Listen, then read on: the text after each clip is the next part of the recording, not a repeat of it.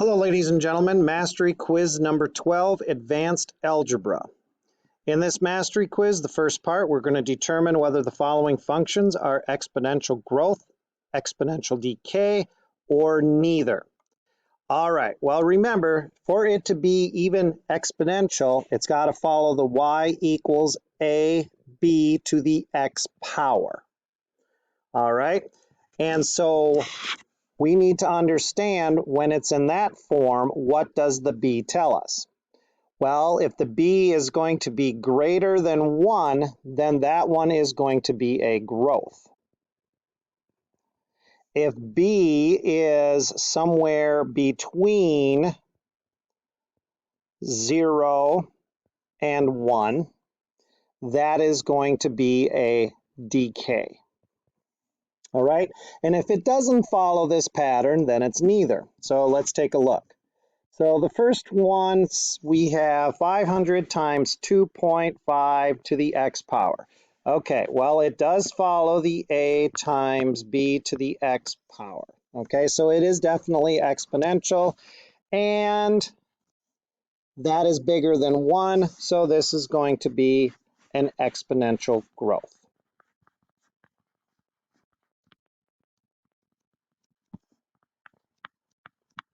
All right, let's take a look at the next one. Again, it follows the a times b to the x power, so it definitely is exponential.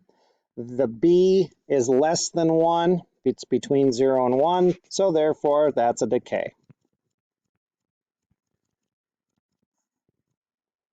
Oops, let me redo that.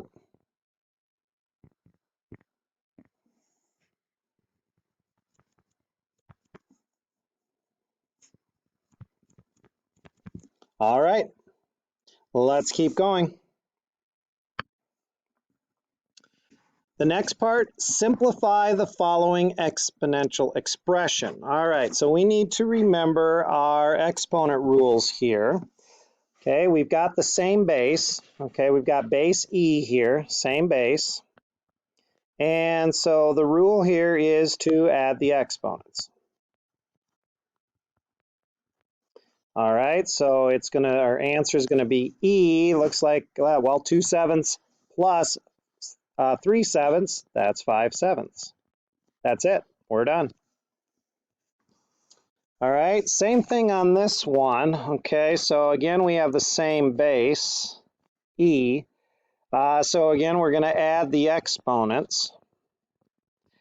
But what happens here is we have e to the -2 power.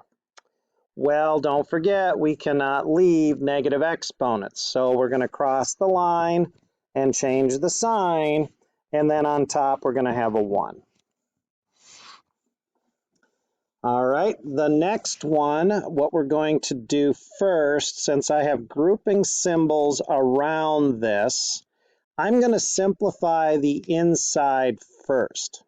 So 7/21, that reduces to 1/3. Okay, so 1/3. And then I have the e to the 4th over e to the 3rd. Well, here I'm going to subtract the exponents. So that would be e to the 1st. Okay, well, that's positive, so that's going to go on top, e to the 1st. Okay, so I've simplified the inside. All right, now I'm going to, okay, we've got an exponent on that on the outside, so that means everything's going to get cubed. Okay, well, 1 cubed is just 1. All right, so 1 cubed is 1.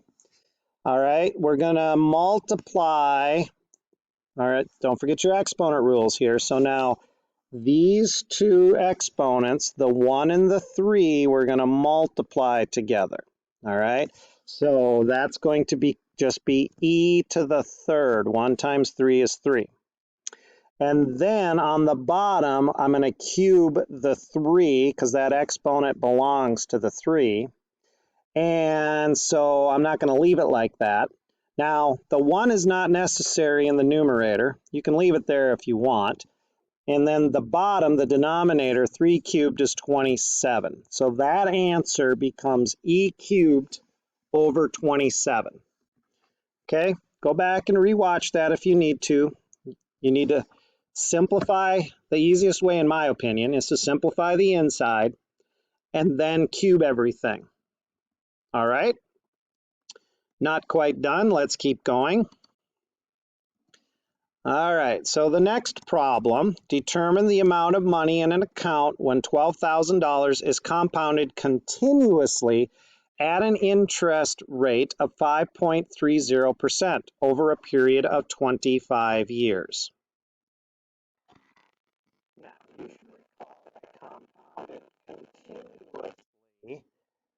That's the equation we call PERT.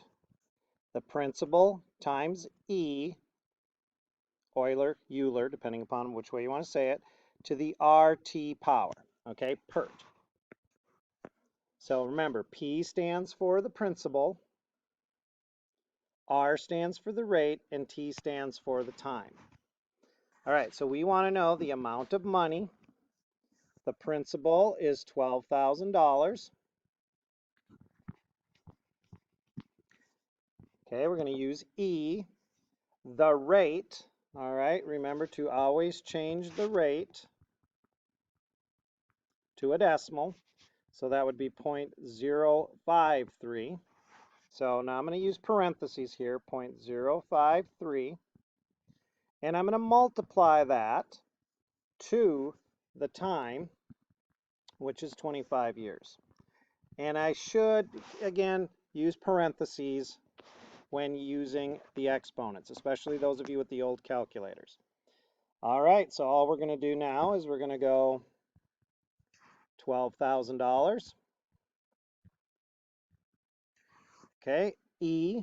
Okay, remember there are two of them. I'm going to use the one that already puts it in exponent form. So 12,000 times E to the, again, I'm going to use the decimal for the percent. So 0.053 times 25 years. So after 25 years, $12,000 is going to turn into $45,146.22. That's not too bad. I could handle that. All right, so this is going to turn into $45,146.22. All right, so again, continuously we use PERT.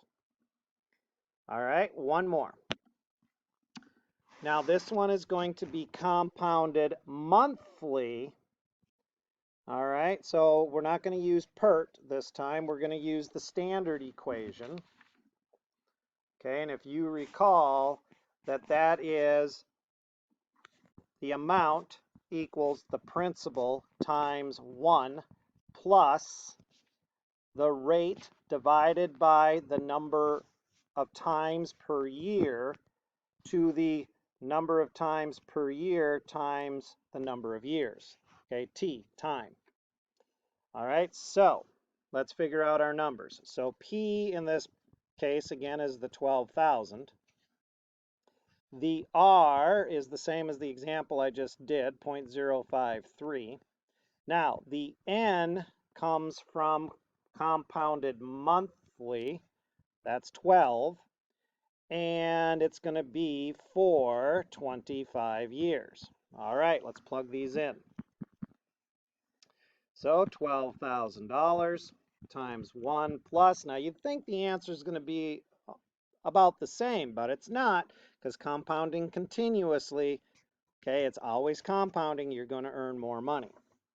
That's how credit cards make their money. If you don't pay off your credit card, they compound continuously. All right, so the rate is 0.053 divided by 12. Close it. Now, again, use parentheses here if you need to, or just multiply the 12 and the 25 together. Okay, but I'm going to do it separate. I'm going to go, all right, 12 times the 25. All right, I'm going to type this into the calculator. Here we go. Again, $12,000 times 1 plus the 0.053 divided by the 12. Close it. Okay, again, I'm going to use parentheses here. 12 months in a year for 25 years.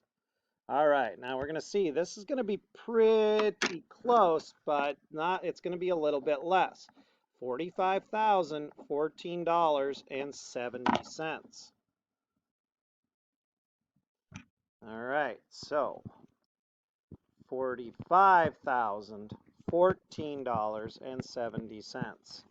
All right, let's back up here. What was this one? $45,146.22. 45. So you made you made about $130 more, roughly, by continuously. And again, that's how credit cards make their money, folks. Okay, don't rack up credit card debt. It's hard to get out of it. All right, good luck on the mastery quiz.